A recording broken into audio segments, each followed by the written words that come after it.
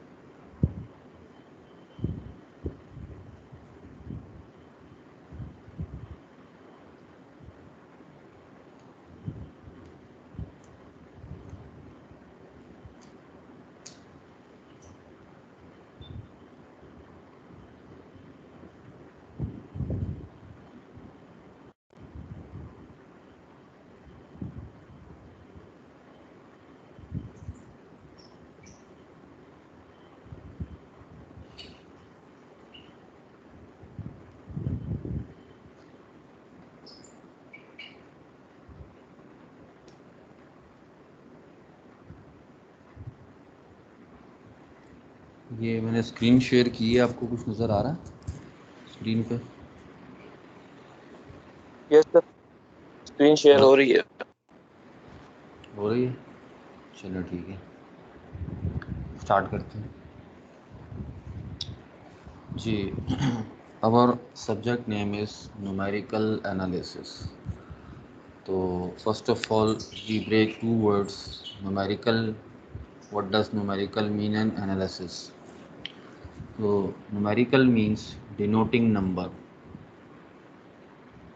and analysis mean the breaking of a substance into its component parts। और ये जो word है आया है अपने वर्ब से, ठीक है। और वर्ब क्या है? एनालाइज। एनालाइज का मतलब ये होता है कि एग्जामिन क्लोजली एंड क्रिटिकली, ठीक है। अगर ना तज्जिया निगार कहते हैं तो एनालिस्ट कहते हैं, ठीक है। तज्जिए को कहते हैं एनालिसिस। और डिनोटिंग नंबर, जहाँ पर नंबर शो हो रहा हो वो न्यूमेरिकल चीज़ कहलाती है। तो ये तो हो गया सब्जेक्ट के नेम की मीनिंग अकॉर्डिंग टू इंग्लिश। तो now come to the course contents of numerical analysis. First, we will learn about introduction to numerical analysis. फिर उसके अंदर ये इस चैप्टर का नाम होगा। फिर इंट्रोडक्शन पढ़ेंगे। अच्छा, मैं कंटेंट्स के अंदर ही जो हेडिंग्स हैं, ये जो कंटेंट्स हैं, वो साथ साथ बताता रहूँगा और साथ साथ उसकी थोड़ी थोड़ी कैसे कैसे इसकी एप्लीकेशंस होगी वो भी बताता रहूँगा। अच्छा जी, इंट्रोडक्शन के बाद हमने पढ़ना है एरर एनालिसिस। एरर एनालिसिस, उसके बाद उसकी सोर्स ऑफ एरर एनालिसिस, यानी कि सोर्स ऑफ एरर्स कि कैसे कौन कौन सी सोर्स से जो है वो पैदा होता है एरर। फिर सिग्निफिकेंट फिगर्स, फिर एक्यूरेसी एंड प्रिसीजन, फिर टाइप्स ऑफ एरर होगा, फिर effects of rounding error in arithmetic operations. Error analysis, अब इसकी यूजेस पे आते हैं। एरर एनालिसिस क्यों ज़रूरी है? क्योंकि we are doing work on numerical analysis, तो there must be some error. Error analysis subject ऐसा है कि जिसके अंदर जो है वो एस्टिमेशन, जिसके अंदर जो है वो अप्रॉक्सीमेशन से हम ट्रीट करेंगे। जितनी भी चीज़ें होंगी हमारी अप्रॉक्सीमेशन पे बेस कर रही होंगी, एग्जैक्ट वैल्यू पे नहीं। जैसे कि हमारे पास कैलकुलस के अंदर और सिस्टम ऑफ लीनियर इक्वेशन या solution of non linear equation, जब अलजेब्रा हम पढ़ते थे तो वहाँ हमारे पास एग्जैक्ट सॉल्यूशन आते थे। ठीक है, जिसको हम इक्वेशन में रखते थे वो इक्वेशन ज़ीरो ज़ीरो हो जाती थी, यानी कि किसी चीज़ का इक्वेशन का कोई रूट निकलता था या सॉल्यूशन निकलता था तो हम उसको दोबारा जो है वो इक्वेशन में अगर पुट करते थे तो वो इक्वेशन सेटिस्फाई हो जाती थी, ज़ीरो ज़ीरो इक्वल आ जाती थी। तो यहाँ ऐसा नहीं होगा। यहाँ पे आप जितनी भी चीज़ें होंगी उसके अंदर कुछ ना कुछ एरर आ रहा होगा। डेसिमल के अंदर कुछ पॉइंट्स का एरर आ रहा होगा। तो इसीलिए ये सब्जेक्ट पूरा जो है वो अप्रोक्सीमेशन पे बेस करता है। ठीक है, तो इसके अंदर आपका जो एरर आएगा उस एरर को हमने, एरर एनालिसिस में ये होता है कि how to minimise the error. ठीक है, एरर एनालिसिस के अंदर हम ये पढ़ते हैं कि how to minimise the error. ठीक है, तो उसको हम जो है वो एरर कम से कम कैसे कर सकते हैं, वैल्यू जो भी आपके पास वैल्यू आएगी। तो ये सारा कुछ हम जो है, जैसे मिसाल के तौर पर आप वर्नियर कैलीपर ले लें या आप जो है स्क्रू गेज ले लें। स्क्रू गेज के थ्रू जो है आपको किसी सॉलिड बॉल का जो है मेजरिंग करें, और एक पुराना स्क्रू गेज ले लें जो कि जो है वो 10-15 साल यूज़ हो चुका हो, उसके ज़रिए जो अब आप जो मेजरिंग करेंगे तो दोनों की मेजरिंग में फ़र्क आ रहा होगा। ठीक है, क्यों? क्योंकि वो उसमें एरर पैदा हो जाएगा इस्तेमाल हो के पुराने वाले में। तो कुछ तो इसी तरह ये हमारा एरर निकालने का तरीका होता है,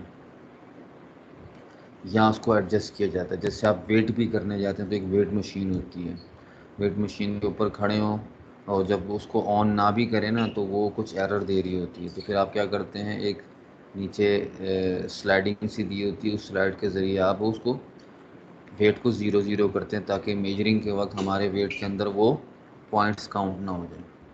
तो ये तरीका होता है एरर को रिड्यूस करने का या एरर को निकालने का तरीका या उसको सही करने का तरीका। तो हम इसके अंदर ये चीज़ें पढ़ेंगे, अर्थमेटिक ये ऑपरेशंस भी पढ़ेंगे एरर के अंदर। फिर हम आएंगे अपना नेक्स्ट चैप्टर या नेक्स्ट टॉपिक पर, उसको कहेंगे नॉन लीनियर इक्वेशंस।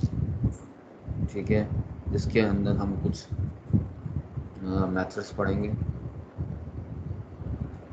पहला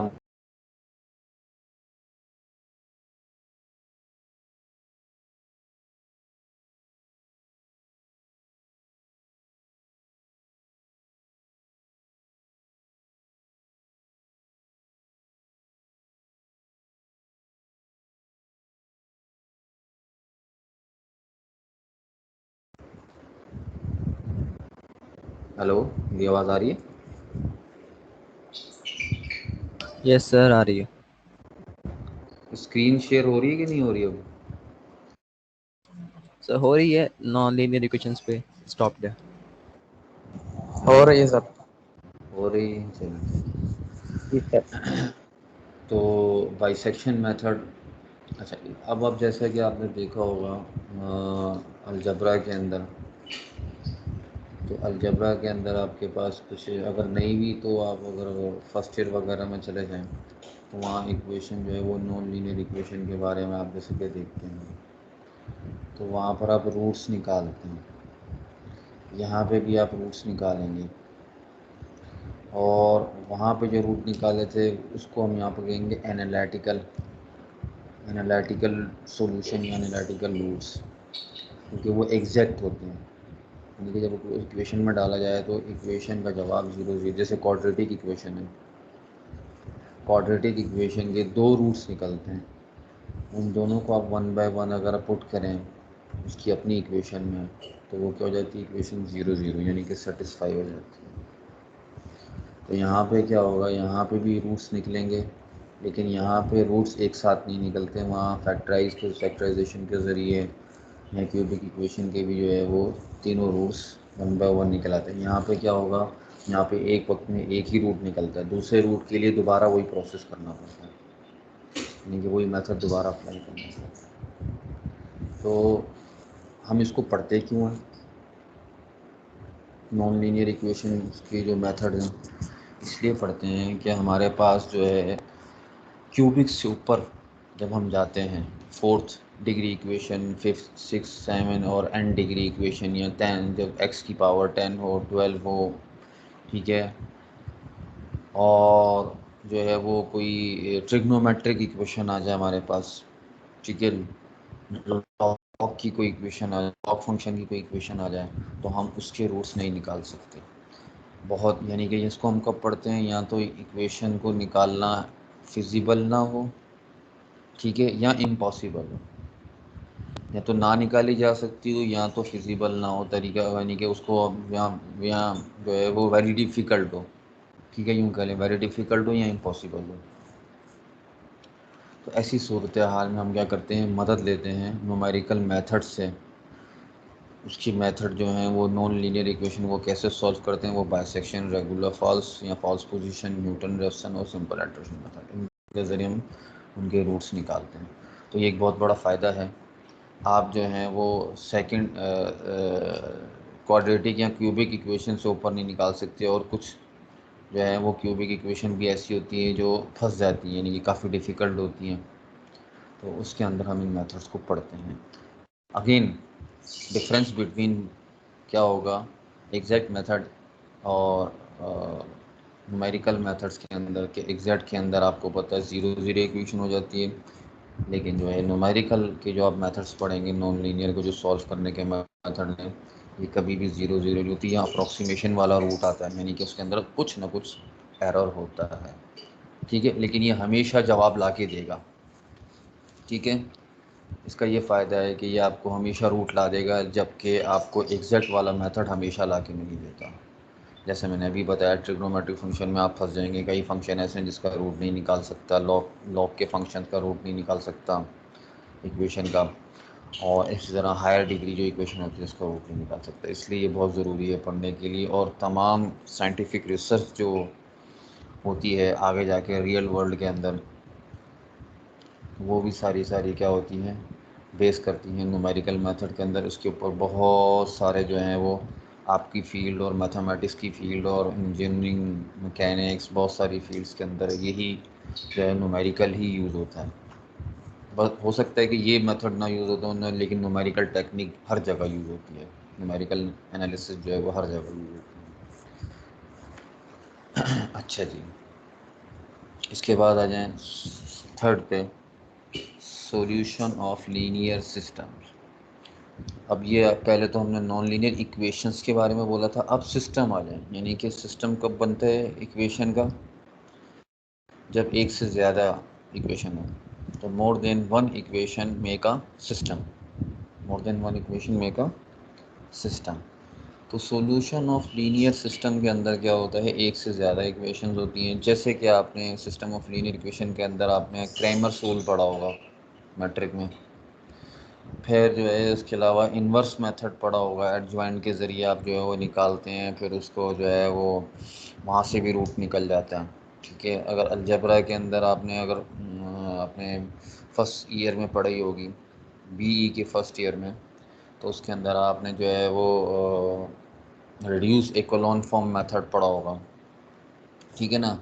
तो वो सारे के सारे क्या हैं, एग्जैक्ट मेथड या एनालाइट, यहाँ पर हम न्यूमेरिकल में हम सबको कहेंगे एनालिटिकल मेथड।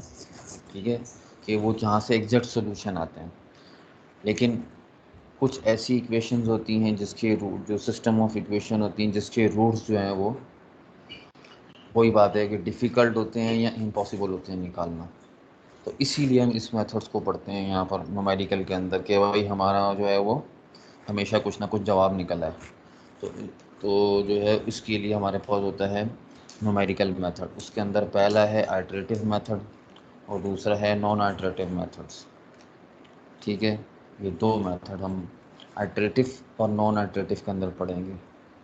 ठीक है, तो जो नॉन आइटरेटिव होते हैं इसके अंदर तमाम एनालिटिकल मेथड आ जाते हैं।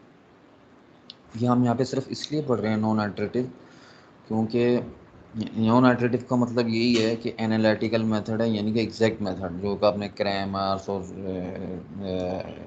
इनवर्स मैट्रिक्स के ज़रिए जो होता है, रिड्यूसिबल लोन फॉर्म के ज़रिए जो आप सिस्टम ऑफ इक्वेशन के रूट्स निकालते हैं, वो तमाम के, तो वो मेथड्स यहाँ आ जाते हैं नॉन आइटरेटिव मेथड्स के अंदर। ठीक है, इसको सिर्फ हम लोग इसलिए रखा हुआ है कि कंपैरेटिव स्टडी करने के लिए, कि आइटरेटिव और नॉन आइटरेटिव में। और आइटरेटिव वाले वो तमाम न्यूमेरिकल मेथड होते हैं जिसके अंदर अप्रोक्सीमेशन होती है, यानी कि कोई ना कोई एरर मौजूद होता है। ठीक है, तो ये इसका रीज़न है पढ़ने का।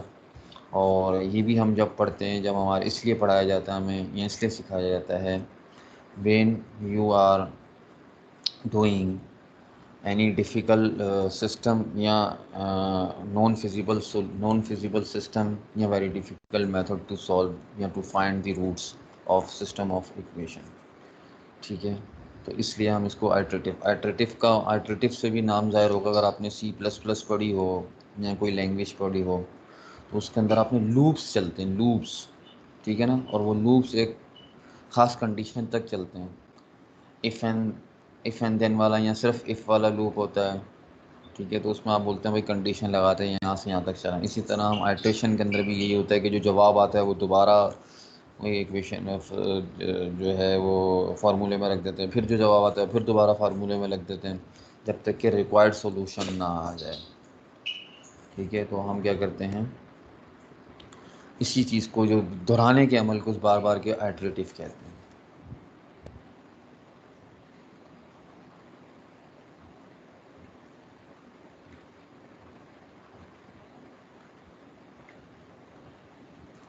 ये नेक्स्ट पेज नज़र आ रहा है आपको, Yes, sir. जिसके अंदर लिखा हुआ ऊपर इंटरपोलेशन। Yes, sir. ठीक है, तो इंटरपोलेशन, इसकी पहले एडवांटेजेस बता दूं कि इंटरपोलेशन जो है वो हाईली एप्लीकेबल है in all other subjects and in production firms, और जितनी भी प्रोडक्शन फर्म्स हैं, और as well as in scientific research. ठीक है, तो इसका हाई इम्प्लीमेंटेशन है डिफरेंट फील्ड्स के अंदर, बहुत ज़्यादा। अब इंटरपोलेशन क्या होता है, इंटरपोलेशन ये होता है कि आपको कुछ डेटा दे दिया गया हो, और उस डेटा की मदद से आप क्या करते हैं, इंटरपोलेट करते हैं, यानी कि कोई चीज़ खोई भी वैल्यू है उसको मालूम करते हैं। फॉर एग्ज़ाम्पल, आपका जो वर्किंग आवर है, या किसी भी एम्प्लॉय का वर्किंग आवर है, वो किसी बर्तन बनाने वाली फैक्ट्री में काम करता है। ठीक है, या टॉय बनाने वाली फैक्ट्री में काम करता है, या वॉचेस बनाने वाली फैक्ट्री में काम करता है। तो वो क्या है, उसका जो है 9 से लेकर उसका फॉर एग्ज़ाम्पल 9 to 5 उसका वर्किंग आवर है। ठीक है, अब उसका सुपरवाइज़र कहता है उसको कि आप हर 1 घंटे बाद जितनी भी प्रोडक्शन होती है आप वो नोट करके लाएं। तो आवरली ब्रेक कर दें इसको। अब वो 10 बजे जाएगा, फिर वो 11 बजे नोट करेगा, थोड़ी ज़्यादा हो चुकी होंगी, फिर वो 12 बजे नोट करेगा, थोड़ी और बढ़ गई होंगी, 1 बजे नोट करेगा, इस तरह करते करते 5 बजे तक नोट करेगा। अब अचानक से उसको ये कह दिया जाए कि भाई ये तो आपने जो नोट की थी वो 10, 11, 12 वाली और 1 वाली जो राउंड फिगर है इसमें नोट की थी, अगर मैं आपको ये कह दूँ कि 12:15 बजे, वो तो आपने नोट ही नहीं किया कि 12:15 बजे तक कितनी प्रोडक्शन हो गई थी। तो वो जो वो बताएगा वो हमारा इंटरपोलेशन बता देगा। यानी कि उसको हर जगह ये वहाँ खड़े होने की ज़रूरत नहीं है, मेथड उसके पास बना बनाया होगा कंप्यूटर पे, उसने सिर्फ फार्मूला भी बना बनाया होगा, एक इक्वेशन बनी होगी, सिर्फ आपने वो वैल्यू पुट करनी है कि 12:15 बजे। तो 12:15 बजे जितनी प्रोडक्शन होगी वो आपको अप्रॉक्सीमेटली बता देगा। ठीक है, एग्जैक्ट नहीं, मैं आपको बताया कोई भी चीज़ न्यूमेरिकल में एग्जैक्ट नहीं होती, तो आपको अप्रॉक्सीमेटली बता देगा। ठीक है, तो ये एक एग्जांपल है। इसी तरह डेटा एनालिसिस एक कोर्स है, उसके अंदर भी यही होता है कि आप इस बेसिकली होता है क्या है, इसमें आप कोई भी value with in the data मालूम करके दिखाते हैं। ठीक है, कोई डेटा हो उसके अंदर जो भी खोई भी वैल्यू है वो आप मालूम करके दिखाएंगे। यानी कि इसमें डिपेंडेंट क्या होगा और इंडिपेंडेंट वैल्यूज़ क्या होगी। इंडिपेंडेंट वैल्यूज़ क्या है, टाइम, मोस्टली टाइम होता है। और डिपेंडेंट वैल्यूज़ कौन होंगी कि नंबर ऑफ ट्वाइस, कि कितने number of twice product produce हो चुके हैं। ठीक है, जो मैंने अभी एग्जांपल दी थी। तो इसके अंदर हम बहुत सारे मेथड पढ़ेंगे। उन मेथड्स को पढ़ने के लिए पहले हमको कुछ ऑपरेटर सीखने होंगे, difference operator and difference tables. ठीक है, तो पहला मेथड हमारे पास होगा न्यूटन फॉरवर्ड इंटरपोलेशन मेथड, फिर Newton backward interpolation method, Gauss forward interpolation method, Gauss backward interpolation method, Newton divided difference interpolation method, Lagrange's interpolation formula. ये सारे के सारे हमने इसमें पढ़ने हैं इंटरपोलेशन के लिए। और एक और चीज़ होती है जो हमारे कोर्स का हिस्सा नहीं है, वो भी हम इसी सब्जेक्ट से मालूम कर सकते हैं, वो कहलाते हैं, वो भी इसी फार्मूले से मालूम कर सकते हैं, वो कहलाती है एक्स्ट्रापोलेशन। वो मैंने काट दिया, ऊपर लिखा था लेकिन काट दिया। एक्स्ट्रापोलेशन ये होती है आउटसाइड दी डेटा। ठीक है, कोई भी वैल्यू हो, find the hidden value outside the data, तो ऐसी चीज़ को हम एक्स्ट्रापोलेशन करेंगे। वो भी इसी फार्मूलों के थ्रू हो सकती है, लेकिन वो हम मालूम नहीं करेंगे, लेकिन कर सकते हैं। ठीक है, फिर हमारे पास आ जाएगा, मैं बड़ी डिटेल में कंटेंट्स बता रहा हूँ, इसके जो है वो यूजेस भी बता रहा हूँ आपको, ताकि आपके ये क्वेश्चन ख़त्म हो जाएं कि ये एप्लीकेशन क्या क्या है। तो फिर हमारे पास आएगा न्यूमेरिकल डिफरेंशिएशन। इसके नाम से ही जाहिर है कि जैसे डिफरेंशिएशन डेरिवेटिव्स निकालने को कहते हैं ना। ठीक है, डिफरेंट डेरिवेटिव निकालें, तो उससे पहले न्यूमेरिकल का वर्ड इजाफा हो गया, न्यूमेरिकल डिफरेंशिएशन। तो इसका हम आप वर्ड से ही इसको समझ गए होंगे कि वर्ड से कि ये वो डिफरेंशिएशन होगी जिसके अंदर कुछ ना कुछ एरर या अप्रोक्सीमेशन मौजूद होगी। ठीक है, तो हमारे पास एक तो डेरिवेटिव निकालने का तरीका आपको पता है कि एक्स स्क्वायर का डेरिवेटिव क्या होता है, 2x। इसी तरह यहाँ से भी फार्मूले के ज़रिए डेरिवेटिव निकलेगा। ठीक है, और वो कोई पर्टिकुलर वैल्यू भी बताएगा। सही, तो यहाँ पर जो वो निकलेगा उसके अंदर एरर मौजूद हो सकता है, अप्रोक्सीमेशन मौजूद हो सकता है। तो ये न्यूमेरिकल डिफरेंशिएशन होती है। और वो डिफरेंशिएशन जो आपसे नहीं हो रही हो, यानी कि बहुत डिफ़िकल्ट हो, कई दफ़ा उसी होती है डिफरेंट, तो मैं अगेन इस मेथड को हम पढ़ते इसलिए हैं कि जब कोई काम नहीं हो रहा हो, बहुत ही मुश्किल हो, तो फिर आप न्यूमेरिकल की टेक्निक्स से फ़ायदा उठाते हैं या न्यूमेरिकल टेक्निक्स उसके ऊपर अप्लाई करते हैं। ठीक है, तो उसमें से एक टेक्निक ये भी है, एक चैप्टर या एक कंटेंट ये भी है कि numerical differentiation, how to find derivatives numerically. ठीक है, फिर आ जाएं न्यूमेरिकल इंटीग्रेशन। न्यूमेरिकल इंटीग्रेशन के अंदर हम तीन, अच्छा ये भी बिल्कुल ऐसे जैसे हम नॉर्मल इंटीग्रेशन मालूम करते हैं, तो जहाँ हमें नॉर्मल इंटीग्रेशन एग्जैक्ट वाली, जिसको हम न्यूमेरिकल के सब्जेक्ट में हम कहेंगे एनालिटिकल डिफरेंशिएशन और एनालिटिकल इंटीग्रेशन। तो एनालिटिकल इंटीग्रेशन जो है अगर आपसे नहीं मालूम की जा रही, जैसे अगर मैं बोलूँ साइन, तो साइन की इंटीग्रेशन क्या होती है, ठीक है, माइनस कॉस, ठीक है। तो ये जो है, लेकिन मिसाल के तौर पे अगर कोई मुश्किल सा फंक्शन दे दिया जाए तो फिर वहाँ पर जो है वो क्यों इस्तेमाल करेंगे, फिर वो यहाँ पर फिर न्यूमेरिकल इंटीग्रेशन यूज़ होगी, क्योंकि वो हमें नहीं निकालना आता, एग्जैक्ट की हर चीज़ हमें नहीं आती, एग्जैक्ट की तरीके से हम हर इंटीग्रेशन को नहीं मालूम कर सकते। तो फिर हम हेल्प लेंगे, by the help of numerical integration we can solve any type of integration. इसके अंदर हम 3 मेथड्स पढ़ेंगे, trapezoidal rule, Simpson's rule, 1/3 rule, Simpson 3/8 rule. अच्छा, इसकी सबसे बड़ी एग्जांपल आपका अपना साइंटिफिक कैलकुलेटर है, यानी कि इसकी जो सबसे बड़ी एग्जांपल या जो एप्लीकेशन है वो साइंटिफिक कैलकुलेटर है। साइंटिफिक कैलकुलेटर के अंदर सैमसन जो है रूल है, सैमसन जो इंटीग्रेशन का रूल है, उसका जो है प्रोग्राम बन के फीड हुआ है। तो आपके पास जो भी इंटीग्रेशन जो आप करते हैं ना साइंटिफिक कैलकुलेटर में, वो थ्रू सैमसन्स रूल होती है। तो हम उसको यहाँ पर जो है वो जो है वो बाय पेपर देखेंगे कि किस तरह उसके पीछे मैकेनिज़्म चल रहा है, उसका फार्मूला क्या है, किस तरह वैल्यूज़ लेता है और वो किस तरह अप्लाई करता है। तो ये सारा कुछ जो है हम इसके अंदर देखेंगे, जबकि कैलकुलेटर के अंदर तो वो डायरेक्ट वैल्यूज़ आपको ला के दे देगा। लेकिन एक और इसका जो बात है, जो इसकी लिमिटेशंस हैं, वो जो कैलकुलेटर भी लिमिटेड बताता है। कभी भी कैलकुलेट जो साइंटिफिक कैलकुलेटर है, अब तो और जदीद आ गए, लेकिन जो पुराना साइंटिफिक कैलकुलेटर है वो सिर्फ इंटीग्रेशन की वैल्यू बताता था, इंटीग्रेशन फंक्शन नहीं बताता था।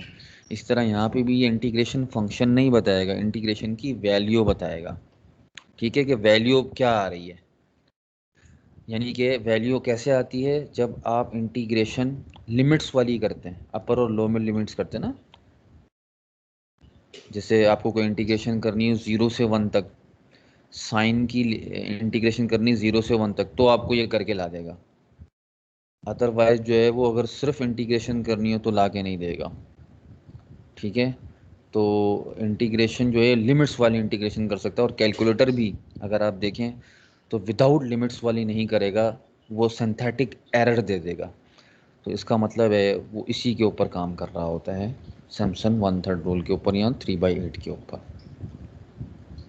ठीक है। इसके बाद हम लास्ट टॉपिक पढ़ेंगे अपना, solution of ordinary differential equations. Differential equation का वहाँ पे भी सॉल्यूशन निकालते हैं हम, अपने पहले भी डिफरेंशिएशन और डिफरेंशियल इक्वेशन पढ़ चुके हैं। तो हम यहाँ पे भी डिफरेंशियल इक्वेशन पढ़ेंगे, लेकिन न्यूमेरिकली, ठीक है।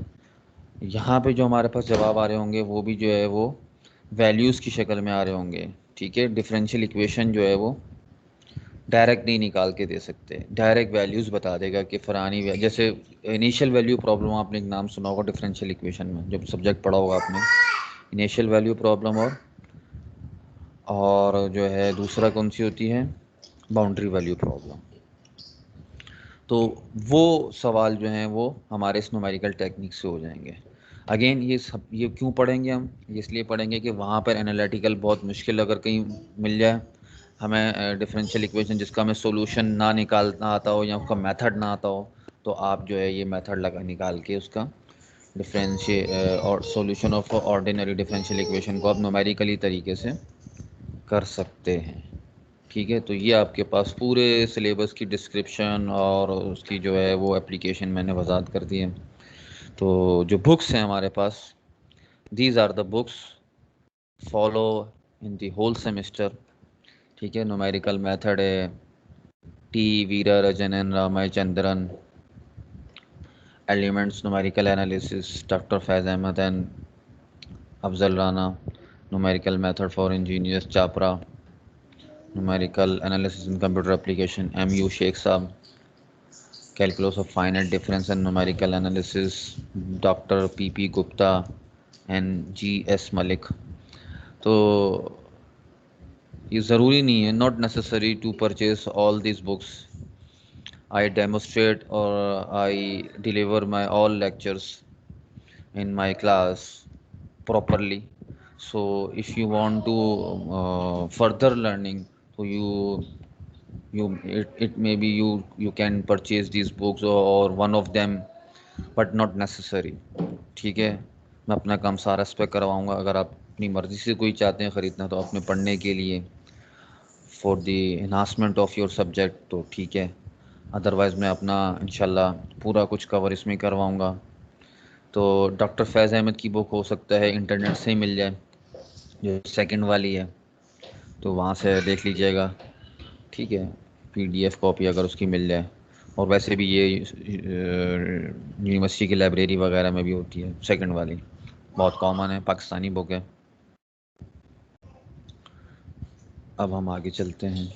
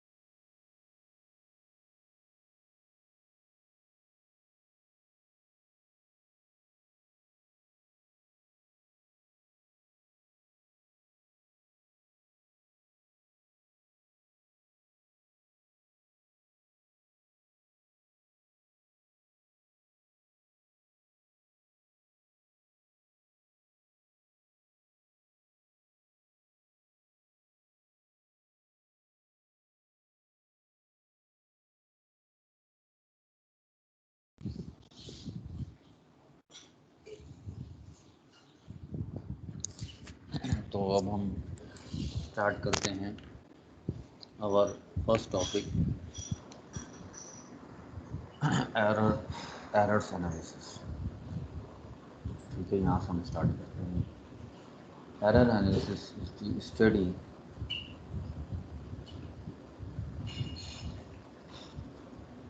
Of the evaluation of error. Main function of error analysis is to estimate the error। ठीक है, द मेन जो है फंक्शन ऑफ एरर, फंक्शन जो है एरर का वो क्या है, एनालिसिस, एस्टिमेट करता है एरर्स को एंड सजेस्ट भी वे टू एलिमिनेट और मिनिमाइज देम। और डिफरेंट सजेस्टिव वेज के ज़रिए जो है वो या तो उसको एलिमिनेट कर देता है, निकाल सकते हैं। इसको पढ़ने के बाद हम एरर को उसके अंदर से निकाल सकते हैं या कम अज़ कम कर सकते हैं। ये हमारा मकसद होता है एरर एनालिसिस की स्टडी का। अब एरर की डेफिनेशन क्या है? एरर की डेफिनेशन क्या है?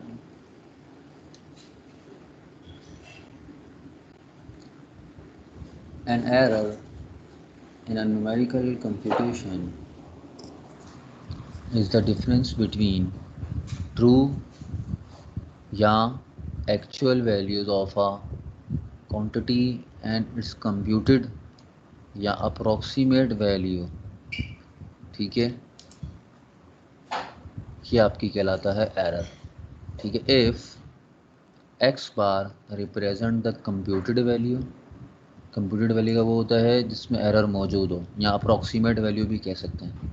ठीक है, अब एग्जांपल दे रहा है, इफ़ एक्स बार एक जो है वो अप्रॉक्सीमेट वैल्यू है किसी क्वांटिटी ऑफ अ क्वांटिटी की, and the value is and the true value is, और जो असल वैल्यू है, ट्रू वैल्यू जो एक्चुअल वैल्यू है वो एक्स कहलाती है।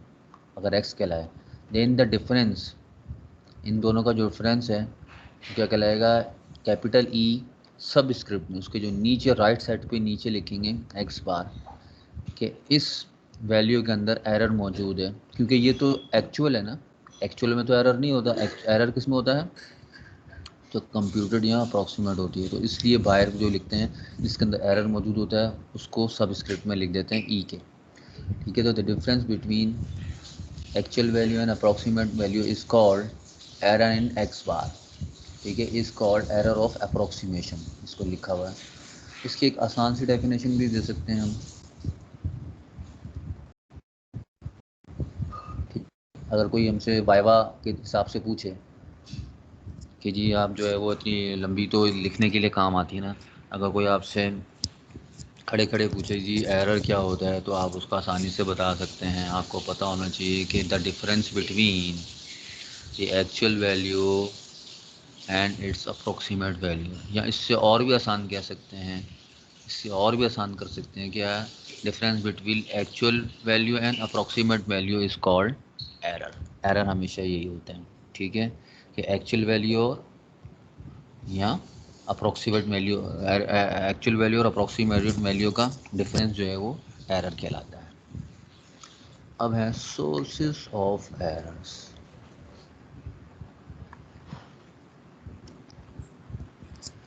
सोर्सेज ऑफ एरर्स में आपके पास जो है वो ये 3 मेन सोर्सेज हैं, और भी हो सकती हैं, लेकिन हम ये 3 के बारे में देखेंगे। ये मेन सोर्स बड़ी जो होती हैं वो यही होती हैं, ठीक है।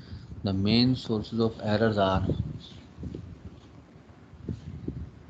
The main sources of errors are, ये 3 कौन कौन सी, gross errors, rounding errors, errors. अब इसको हम 1 बाय 1 डिस्कस करते हैं।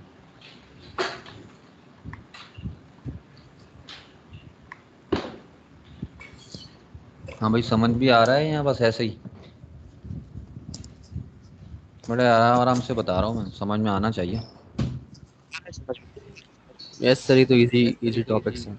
हाँ इजी है ना, यही तो मैं कह रहा हूँ। ये समझ लो, एरर तो खैर हर जगह ही किसी न किसी जगह पे पढ़ा दिया जाता है या टच तो किया ही जाता है। बस उसकी थोड़ा सा उसके बाद हम जो है वो एलिमिनेशन करना सीखेंगे, वो थोड़ी सी नई चीज़ होगी। तो ग्रॉस एरर पे आ जाए कि ये एक सोर्स ऑफ एरर है, ये कैसे पैदा होता है। These error are either caused by human mistakes और बाय द कंप्यूटर, ठीक है।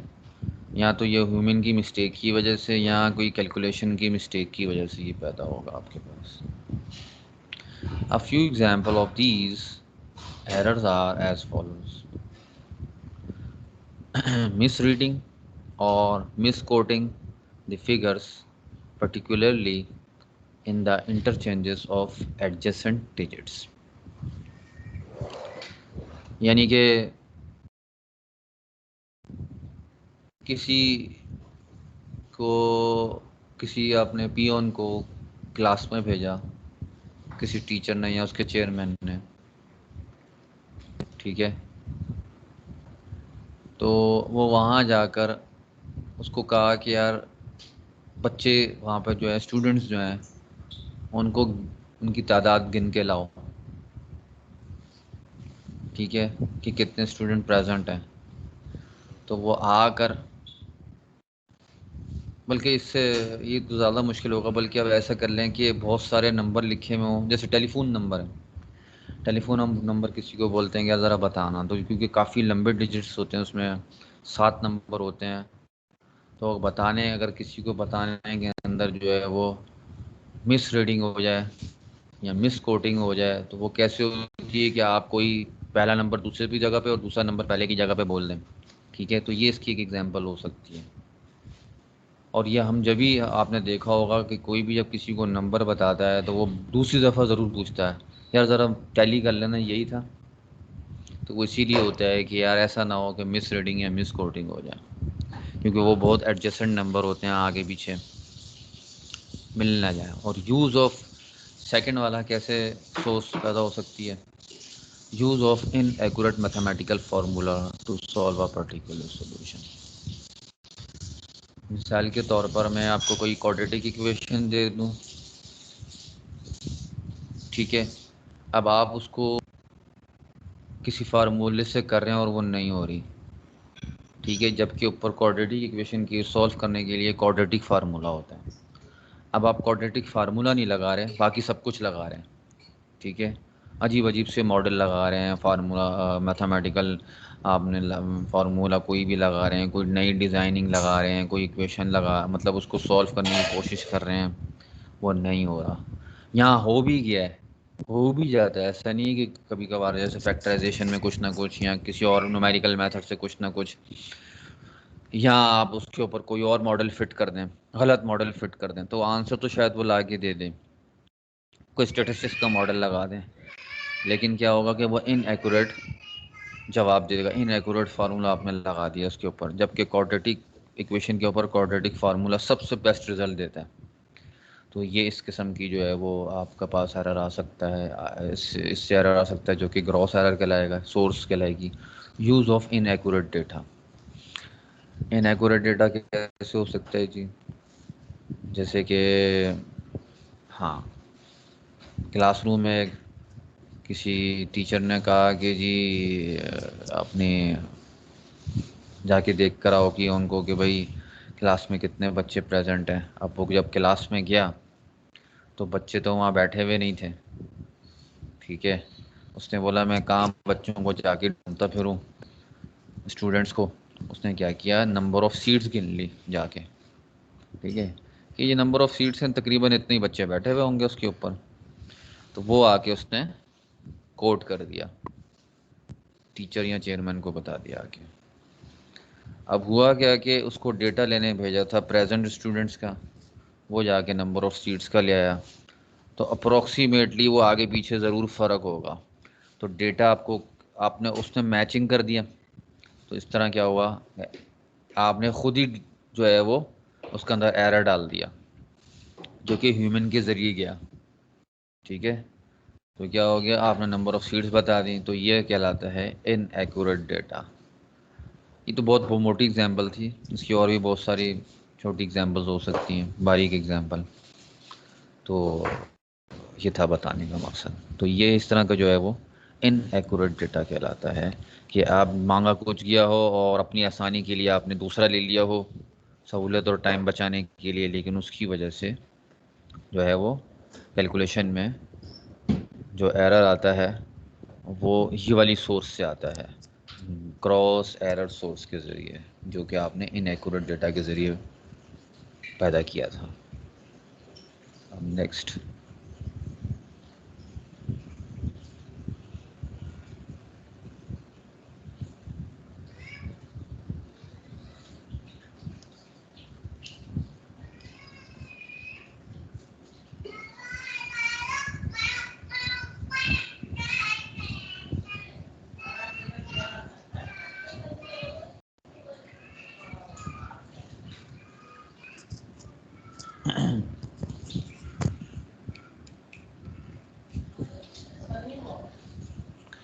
अच्छा जी, अब आए rounding errors.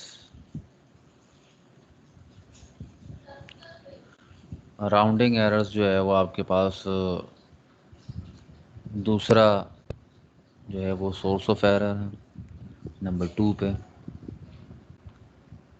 When a numerical method is actually run on a digital computer, it forms a kind of error called round of error। होता क्या है जी, कोई न्यूमेरिकल मेथड है, वो डिजिटल कंप्यूटर पर रन हो रहा है, इस किस्म की जो है वो उसमें से जो राउंड ऑफ करने की वजह से जो एरर पैदा होता है वो राउंडिंग ऑफ एरर कहलाता है। यानी कि तो the error introduce by rounding off numbers, उसको और तफसील में देखें तो ये एरर इंट्रोड्यूस होता है बाय राउंड ऑफ नंबर। यानी कि आप जो हैं जब क्लास में भी आपको जब कोई डेसिमल पॉइंट वाला नंबर कहा जाता है, मैट्रिक्स से ही बताया होगा आपको लोगों को टीचर ने कि जी पॉइंट के बाद 2 या 3 नंबर ले लें इनफ है। तो बेसिकली आप 2-3 नंबर ले तो रहे हैं अपनी कैलकुलेशन की आसानी के लिए,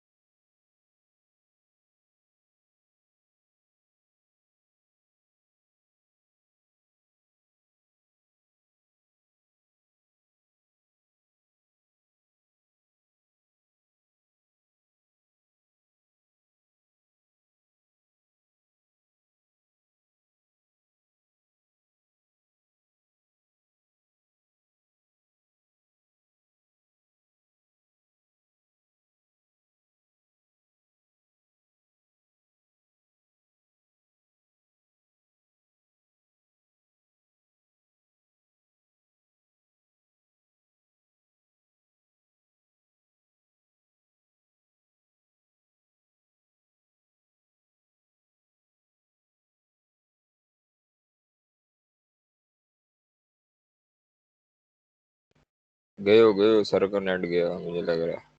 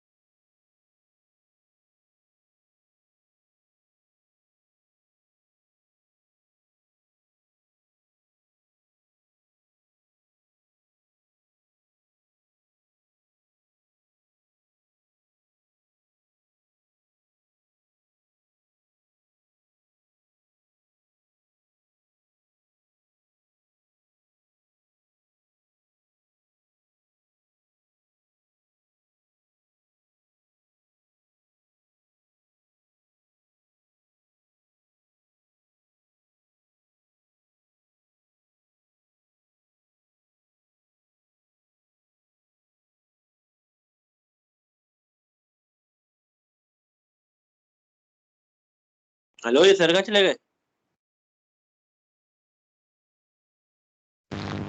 आवाज नहीं आ रही सर की।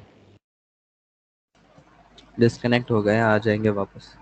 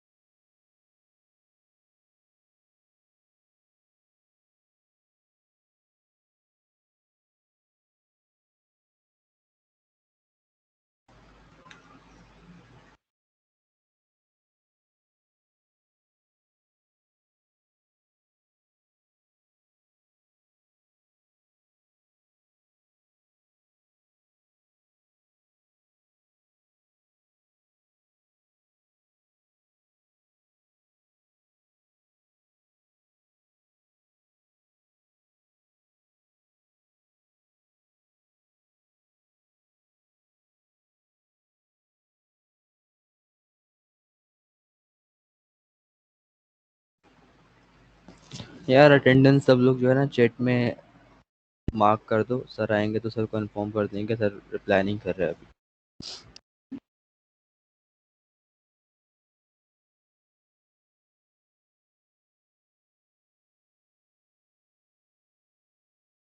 यार असदुल्ला भाई, एक और चीज पूछनी थी।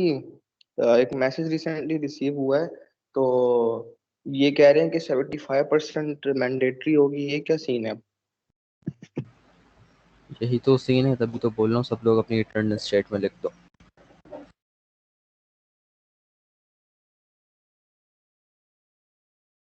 इस बार अटेंडेंस जो मार्क हो रही है वो डायरेक्टली ऑनलाइन पोर्टल पे मार्क होती है, तो फाइनल में वो अटेंडेंस सबकी काउंट की जाएगी कि कौन कहाँ कितना एक्टिव हुआ।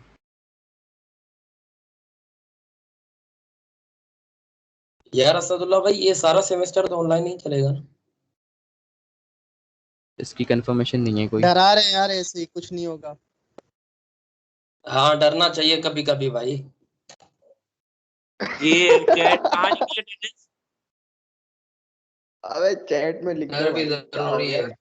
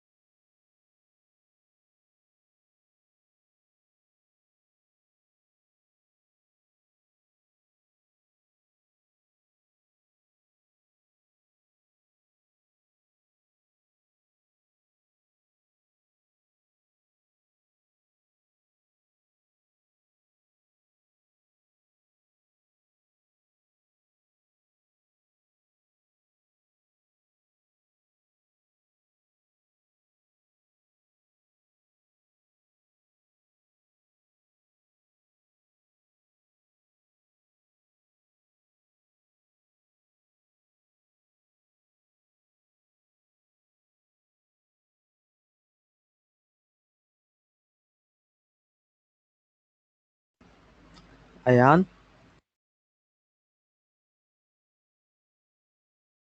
हाँ सर जी, बोलो।